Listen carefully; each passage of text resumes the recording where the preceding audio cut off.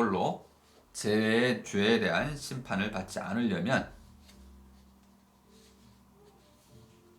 바로 자기 자신의 본질이라고 말할 수 있는 종교적인 자아를 획득해야 된다고 봤던 것이죠. 게르케고르는 사람의 삶이라는 것이 불합리하고 또 불안과 비애와 무의미로 가득 차 있다고 봤습니다. 헬렌 켈러 역시 이 세상은 고통으로 가득 차 있다고 봤습니다. 하지만 켈러는 이 세상은 고통을 극복하려고 하는 사람들로 가득 찼다라는 긍정적인 시각을 제시해주고 있습니다. 케르케고르는 이 삶의 문제를 논리적으로, 이성적으로는 결단코 이해할 수도, 해결할 수도 없다고 봤습니다. 이 문제를 풀기 위해서는 오직 실존적 결단이 필요하다고 봤습니다. 이 실존적 결단에서 핵심은 인용을 좀 하겠습니다. 감히 자기 자신이 되는 것. 케르케고르의 말로 너 스스로를 선택하라. 이것이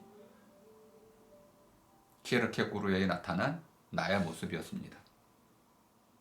이런 의미에서 케르케고르는 나에게 나타난 나의 모습을 뒤쫓았다. 있는 그대로 내보이고자 했다는 점에서 현상학자입니다. 나타내기를 한 셈이죠. 하지만 이미 죄의 모습에서, 그리스도의 모습에서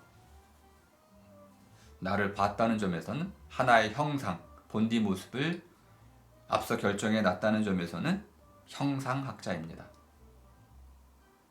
케르케고르는 온전한 현상학자는 아니었던 것이죠. 그렇다면 현상학으로 나를 잡는다면, 파악한다면 어떻게 파악하는 것일까요? 가장 쉬운 방법은 내가 나를 만나는 방식을 있는 그대로 서술하는 것입니다. 사람은 누구나 저 자신을 나로 깨닫습니다. 나는 내 몸, 내 손, 내 재산의 임자입니다. 그러므로 내 몸과 마음과 재산을 마음대로 쓸 수가 있습니다. 임자의 권리죠. 나는 권리 주체입니다. 그래서 나에게 주어진 몫을 내 뜻대로 처리할 수가 있습니다. 나는 나에게 주어진 삶을 내 마음대로 살아갈 수 있습니다. 분명하죠. 그러나 우리는 그때마다의 내가 처한 상황과 처지에서 벗어날 수는 없습니다. 상황이라는 것은 내가 맞닥뜨린 일들에 둘러싸여 있다는 것입니다. 처지라는 것은 내가 머물러 살아가야 할 땅입니다.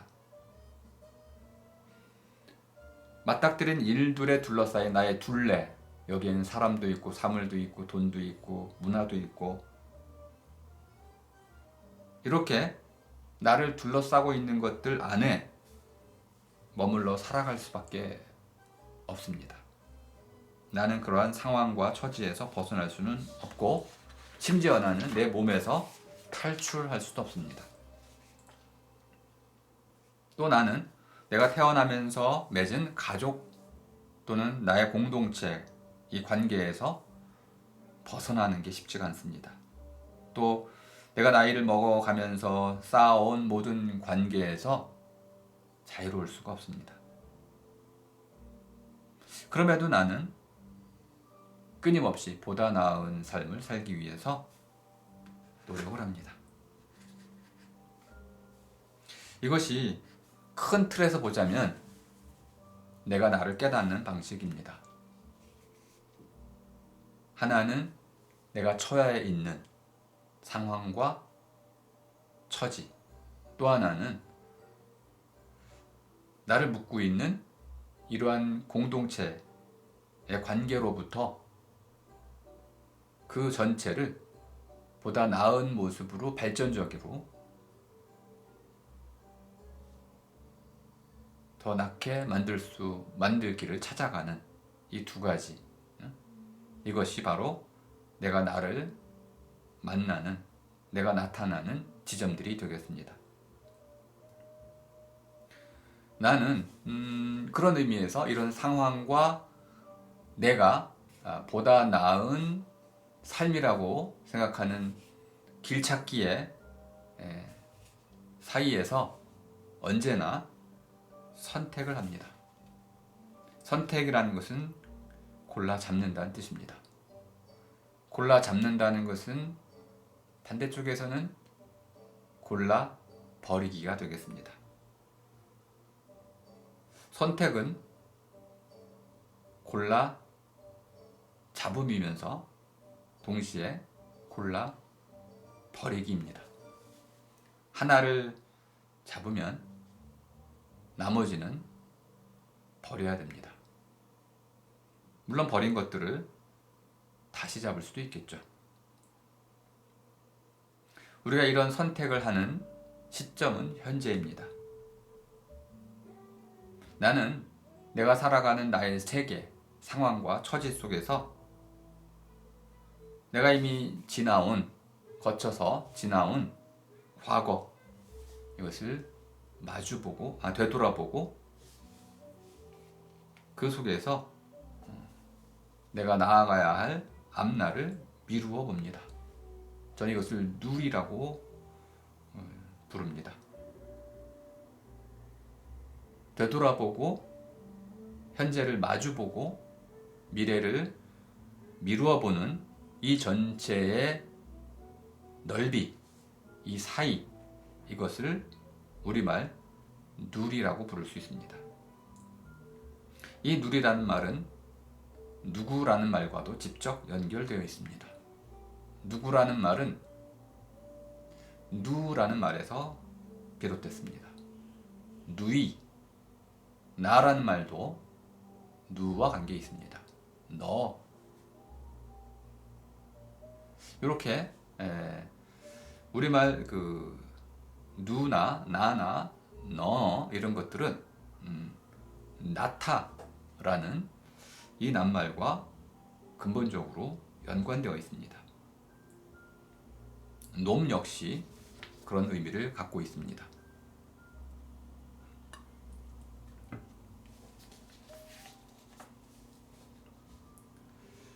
우리가 언제나 선택 앞에 놓인 삶을 살아갈 수밖에 없다라고 한다면 나는 누구인가라는 이 물음 또한 어떤 선택적 상황에서 물어지는 것입니다. 아무 때나 물어지는 값싼 물음이 아닌 것이죠. 이 누구 물음은 사람이 자기의 삶의 길을 또는 행위 또는 가능성들을 골라 잡아야만 하는 그런 운명의 순간에 등장하는 것입니다. 그때는 대체로 행복할 때가 아닙니다. 보통은 삶을 살아나가는 게 버겁다고 느껴질 때입니다. 여러분이 수학능력 시험을 준비할 때 어땠습니까? 아무 생각이 없었을 수도 있죠. 그런데 대개는 가끔이지만은 목표를 갖고 있기 때문에 지치지 않고 권태롭지 않고 날마다 발전하는 자기 모습을 대견스럽게 생각하기도 하고 또 주변의 선생님과 부모님의 칭찬을 통해서 끊임없이 추진력을 받아왔겠지만 아주 가끔은 이렇게 사는 게 의미가 있는가? 라는 물음을 물었을 것입니다. 이런 걸 의미 물음이라고 합니다. 나는 어떻게 살아야 하는가? 이 고난의 시절을 어떻게 보내야 할 것인가? 이 고난 뒤에 내가 얻고자 하는 그 보람된 미래가 주어질 수 있는가? 아니면 헛되이 청춘만 낭비하는 것은 아닌가 하는 불안감이 있었을 것입니다.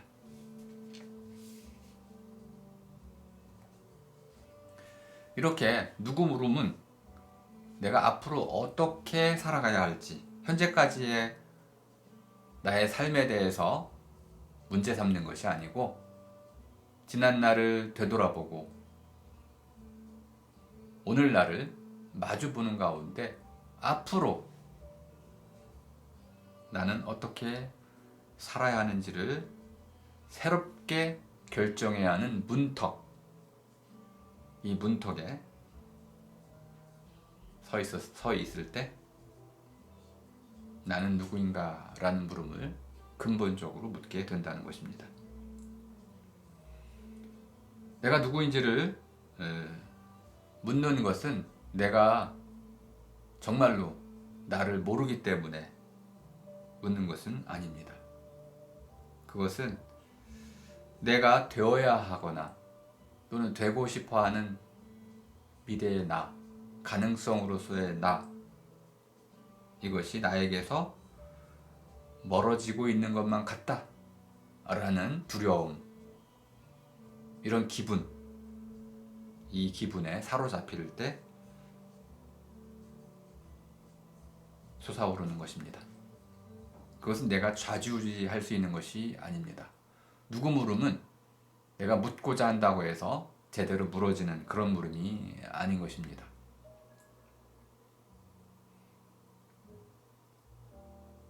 누구 물음은 나 스스로에 대한 의심입니다.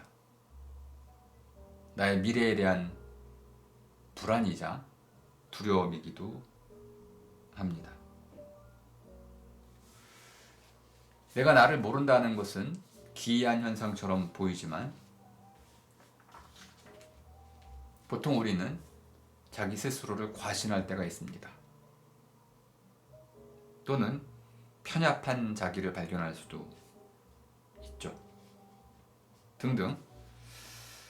내가 지금까지 살아온 나를 있는 그대로 보지 못하고 형상학적으로 특정한 방식으로 잘못 봤을 수가 있습니다. 그럴 때 이게 나의 모습이었던가?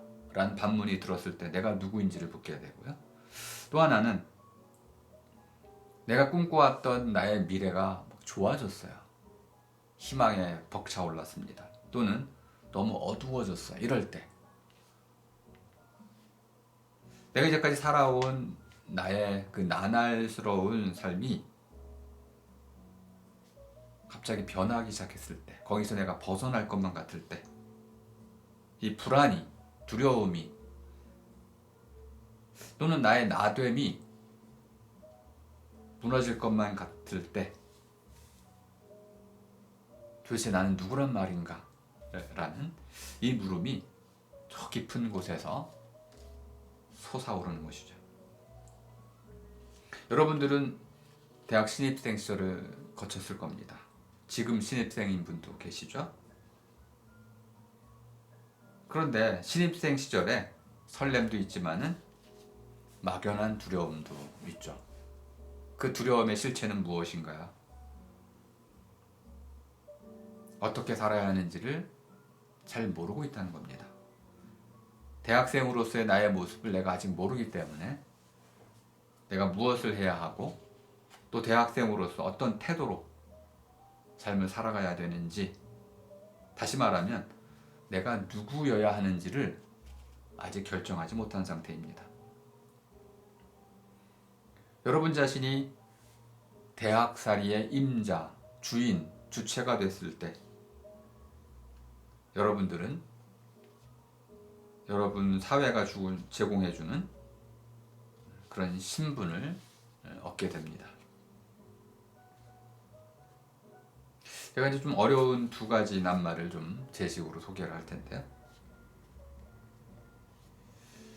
우리가 누구 물음을 묻게 되면 분명히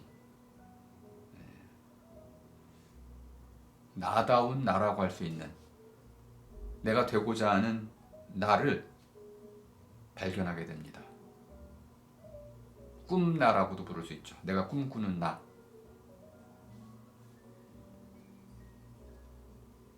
내가 누가 된다는 것은 마치 내가 몸이 아팠을 때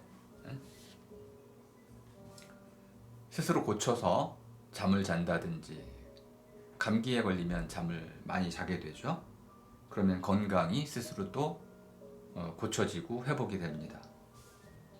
건강을 되찾게 되면 감기로 고통받던 그 기억들이 사라지게 되죠. 그것처럼 내가 어떤 문턱, 새로운 나의 모습으로 살아가야 하는 그런 의심 앞에 부닥쳤을 때 나는 나에게 일어난 모든 것을 두루 살피려 하게 됩니다. 나에게 일어난 모든 것, 또는 이걸 이제 저마다라고 할 수 있습니다. 저마다에게 일어난 모든 것이라고 할 수 있는데요. 이걸 저일모라는 말로 좀 불러보겠습니다. 저일모, 저에게 일어난 모든 것이 그때그때마다 바뀔 수밖에 없는데, 친구에게 전화가 왔다든지, 과제가 제출됐다든지 등등, 또는 지나가는 사람이 난폭스러운 행동을 했다든지, 또는 뭐 길가에서 누군가 기침을 했는데 코로나 의심이 된다든지 하면 상황이 급변하게 됩니다. 우린 그때마다 이런 저일모, 저에게 일어난 모든 것이 바뀔 때마다 나의 나됨이 이리저리 흔들릴 수가 있습니다. 그러면 되게 그 상황에 아첨꾼이 되죠. 기회주의자로 전락할 수도 있습니다. 이렇게 흔들리는 나는 시류에 편승해야 하기 때문에 결국 자기를 잃어버리게 됩니다.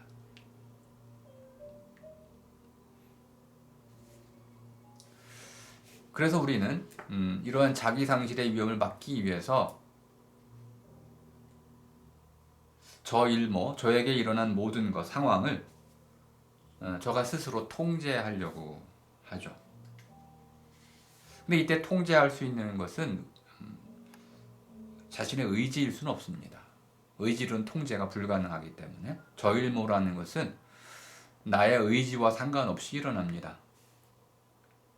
앞에 있는 사람이 재채기하는 것은 내 의지로 막을 수 있는 것이 아닙니다. 그 재채기에 대한 나의 태도, 그것이 바로 내가 통제하기 할 수 있는 유일한 것이죠. 이때 나는 어떻게 대응해야 할 것인가? 이것을 저는 나의 가장 바람직한 모습이라고 부릅니다. 가장 바람직한 모습, 가바습. 말이 좀 이상하죠? 이 두 가지를 한꺼번에 쓰려고 이제 어려운 말로를 했는데요. 저일모, 그때그때마다 나에게 일어난 모든 것과 또 그때그때마다 내가 이미 앞서 가지고 있는 나의 가장 바람직한 모습, 이 두 가지 가운데서 내가 어떻게 행동해야 하는지를 정확히 정할 수가 있습니다. 만약 내가 좋은 사람으로 살아가고자 한다면 난 어떤 상황에서도, 어떠한 저일모, 어떠한 상황에서도, 어떠한 일이 일어나도 나는 좋은 사람으로 행동할 수 있습니다.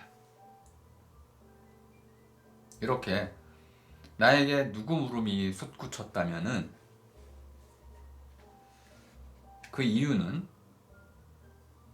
내가 처한 상황, 저일모와 나의 나다움, 가바스, 이것이 뒤바뀌고 있다는 것을 나타냅니다. 하나의 전환점에 놓여 있다는 것이죠. 이 전환은 위기일 수도 있고요, 위험일 수도 있습니다. 내가 새로운 상황에 놓이게 된다는 것은 내가 그 상황에 대응하지 못하고 실패할 수도 있다는 것을 뜻합니다. 내가 대학생으로서 나의 나다움, 가바습을 새롭게 마련했다면, 다시 말하면 나는 대학생이다 라는 대답을 여러분이 자신 있게 내렸다면, 여러분은 이제 가정, 사회, 학교 등에서 여러분이 처한 모든 상황에서 여러분 자신의 모습을 나다운 모습, 대학생의 모습으로 재설계해 나갈 것입니다. 이것이 바로 나는 누구인가를 묻는 이유입니다. 여러분이 만일 나는 누구인가란 이 물음에 올바른 대답을 찾았다면 아마 행복할 것입니다.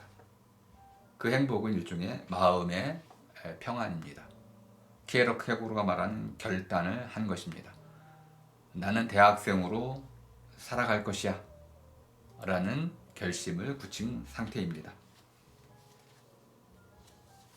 시간이 좀 많이 흘렀는데요.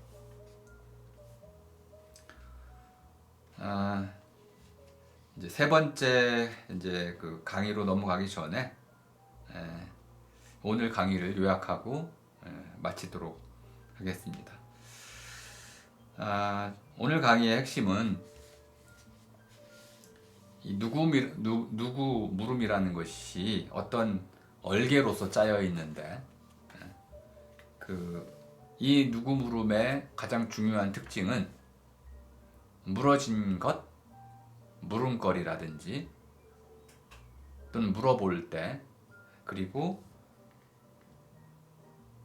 묻고자 하는 물음의 까닭, 그리고 묻는 이 물음이 이 모두가 나와 직접 관계가 있다는 것입니다. 그리고 이 나의 물음을, 누구 물음을 묻기 위해서는 이 물음 자체의 구조에 따라서 누구 물음의 특징을 잘 살펴가야 된다. 이런 물음을 묻기 위한 방법론으로서는 나타내기라는 현상학이라는 방법을 채택하는 것이 좋겠다. 그리고 이러한 현상학을 통해서 나가 나타나는 한 방식을 키에르케고르를 통해서 잠깐 소개를 해드렸습니다. 하지만 키에르케고르는 온전한 현상학자가 아니었습니다. 이미 주어진 형상을 가지고 나의 모습을 결정해 놨기 때문에 온전한 현상학적 태도로 나의 문제를 묻지는 못했다. 이렇게 제가 정리를 해드렸고요. 그럼 이제 나는 이 물음을 왜 묻는지, 그리고 물음의 까닭이죠. 그리고 이제 제 강의가 쭉 진행되기 위해서는 그 물음의 까닭에 대해서 물어볼 때가 이제 아주 절실해지는데요. 그러면은 도대체 어디다 물어볼 것인지,